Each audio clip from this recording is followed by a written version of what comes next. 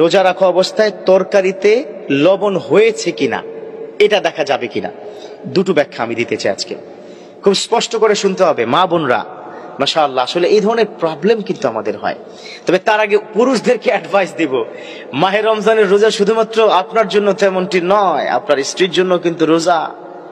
আপনি যদি জিহ্বায় চেক না করতে পারেন আপনার স্ত্রী করবে কি করে, এটা বুঝতে হবে আপনাদেরকে। আমরা কিন্তু খুব কঠিন হয়ে যাই।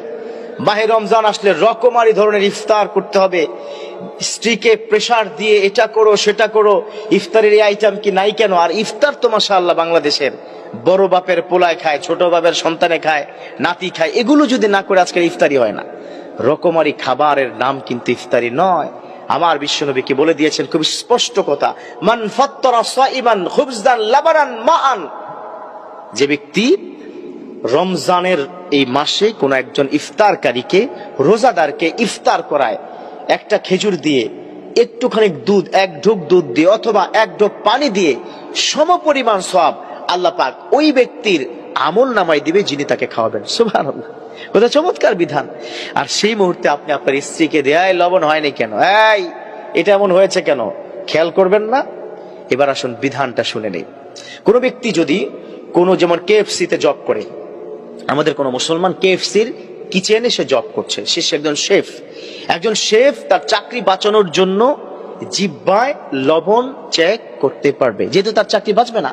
তবে হ্যাঁ, সেটা যেন কোনো কারণে গলা পর্যন্ত না নেয়, কারণ জিহ্বাতে বলে দিবে লবণ হয়েছে কিনা, গলায় কি বলে না। আপনি সাথে সাথে থুতু করে ফেলে দিবেন, প্রয়োজনে কুলি করে ফেলবেন। এটা যারা শেফ আছেন, যারা চাকরি করছেন তাদের জন্য। না হয় এখানে শত শত মানুষের রান্নায় ঝামেলা হবে, তাদের রান্নায় কোনো ধরনের অসুবিধার কারণে আপনি চাকরি হারা হতে পারেন। এরকম কোনো আশঙ্কা বা ভয় থাকলে ডেফিনেটলি আপনি জিহ্বার টেস্টটা করতে পারবেন।